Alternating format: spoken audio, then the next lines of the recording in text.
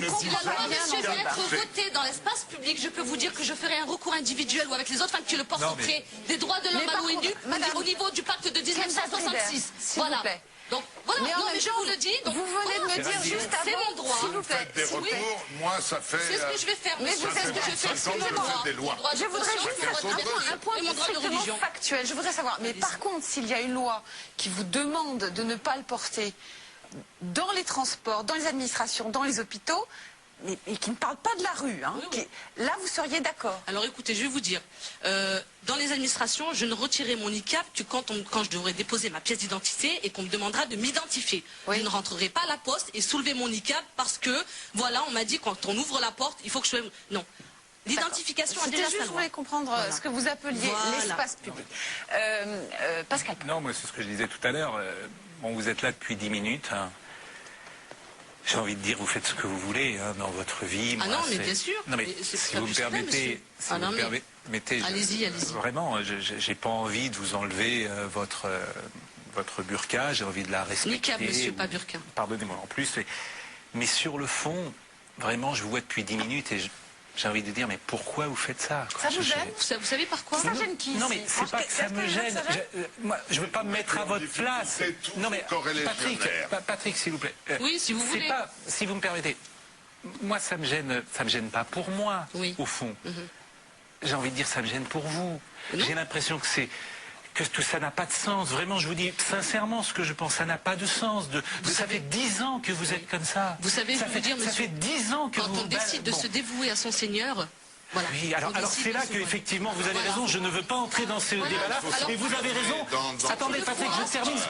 Mais vous avez raison madame, et c'est pour ça que c'est ce que j'ai dit tout à l'heure.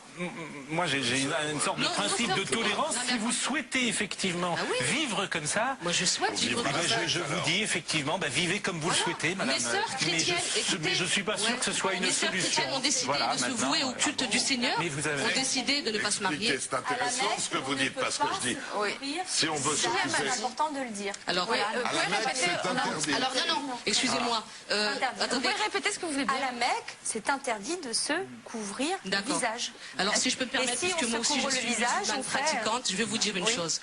On a beau dire qu'à la Mecque, on ne doit pas se couvrir le visage. Je vais vous raconter, moi, ce qu'on appelle une anecdote de la religion musulmane que M. Boubaker a dit et n'a pas terminé au moment de l'audition parlementaire. Il a dit que les femmes, au moment du pèlerinage de la sacralisation, ne se couvraient pas le visage. Entre guillemets, il n'a pas fini, ce qui voulait dire que, entre autres, de la sacralisation, elle se couvrait le visage. Il faut savoir que il faut savoir... Non, je ne finis pas ces propos. Ces propos sont écrits dans un livre, deux livres authentiques, que musulmans, sunnites, chiites, hanbalites, tout ce que vous voulez, toutes les catégories de musulmans l'ont. Donc ça ne fait pas partie du salafisme ou de l'intégrisme. Il est dit que les femmes au temps du prophète ne se couvraient pas le visage au moment de la sacralisation quand elles étaient accompagnées de personnes de la famille. Et qu'au moment où il y avait des étrangers, elles baissaient sur elles leur voile sur leur visage. Voilà. Je termine ce qui est. On ne va pas s'en sortir. Non, monsieur, je ne suis pas là pour... J'essaie de me battre pour ma liberté, monsieur. Non, c'est ma liberté, je me battrai pour. Ce n'est pas de la provocation.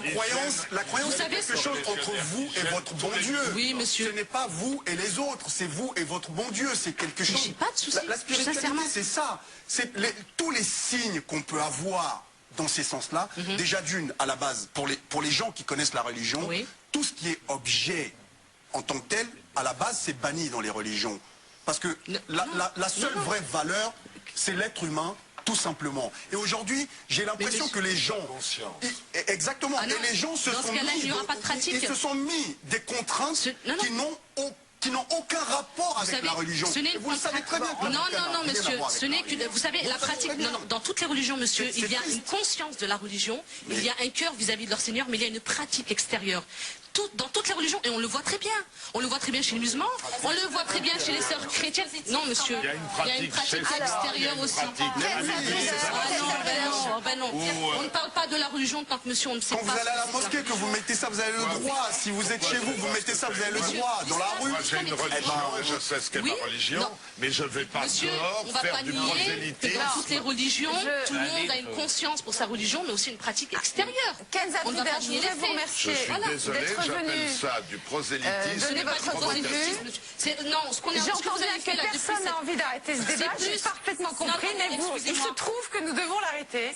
Donc dire qu'il y a des femmes qui se battent dans le monde, qu'il faut aller voir les Saoudiennes qui investissent le milieu de l'entreprise, qui se battent, Amel Bacha, Loubna Al-Hussein, bref, les Marocaines, les Algériennes, on essaye de se battre et d'être visible.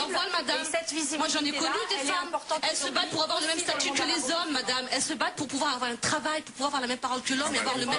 Merci. Merci. Moi j'ai le même statut, peut-être pas le même habit, mais le même statut, bien sûr. Vous savez, dans la religion, la femme est égale à l'homme, et en France aussi, voilà. S'il faut s'arrêter un habit, je suis désolée, mais on n'est pas... Merci d'être venu sur ce plateau. Je vous remercie à vous. Et je vous propose que nous reportions la suite de ce débat à une autre fois. Voilà. On va continuer de remonter le classement des actus de la semaine en fonction de leur présence dans les médias.